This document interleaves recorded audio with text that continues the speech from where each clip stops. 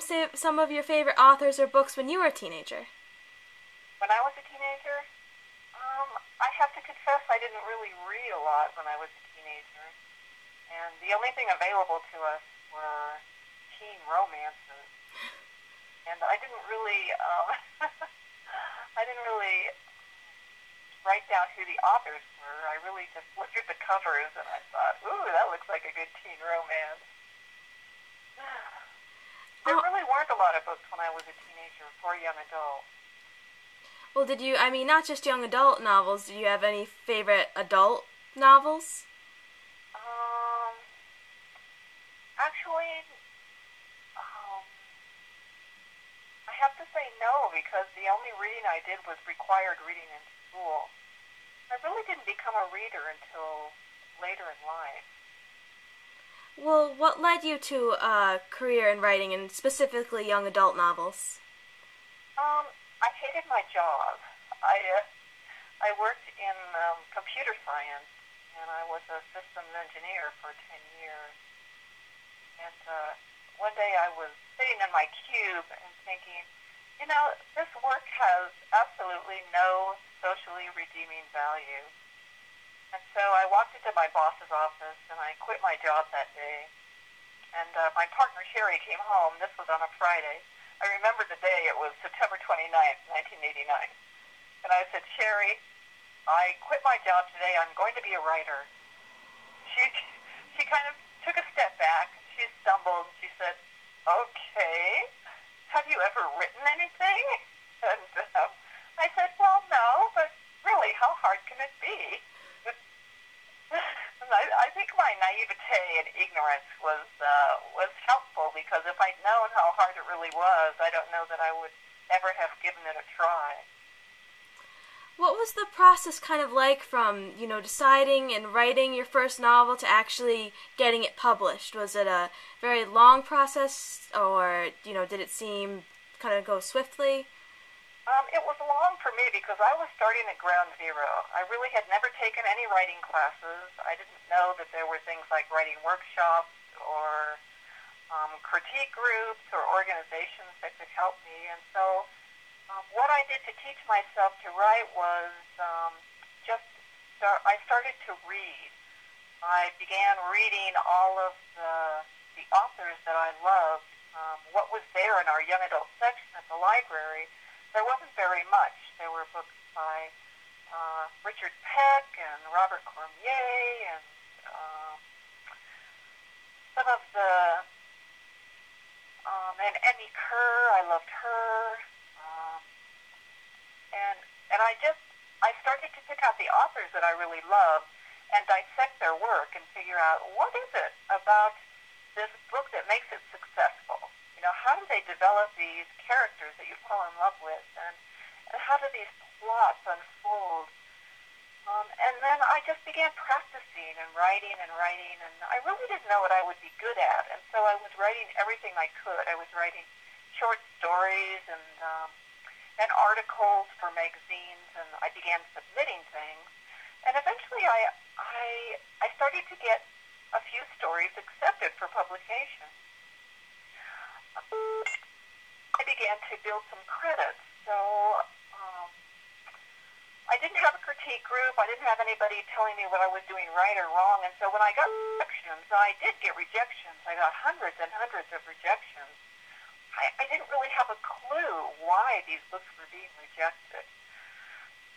But one day I got a call from this editor in New York, and she said, hi, Julie, my name is Megan Tingley, and I'm from Little Brown.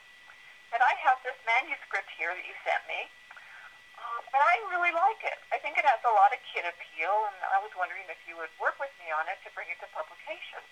And I thought, oh, wow, yeah, I would love to work on it with you to bring it to publication. And she said, okay, well, first of all, we'll have to cut it in half because it's too long. And I thought, oh, okay, well, that's not a problem. It was 64 pages, and it had to get down to 32 because it was going to be an early reader, an emergent reader. And I didn't really think I was very good at writing those kinds of books. I really thought my strength lied in young adult literature because that's what I love to read the most. And so we worked about 2 years on this book, just getting it down to 32 pages and making it the best that it could be. And so from the time I submitted that book to the time that it came out, I think was about 3 years. Wow. Yeah.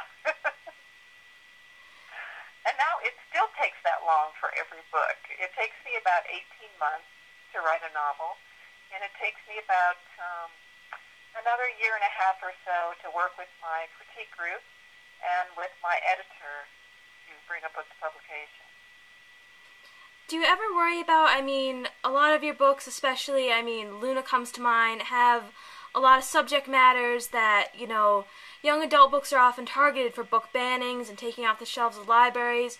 Do you ever worry about how things like that in your books are going to be received? I don't worry about that. I just write honestly.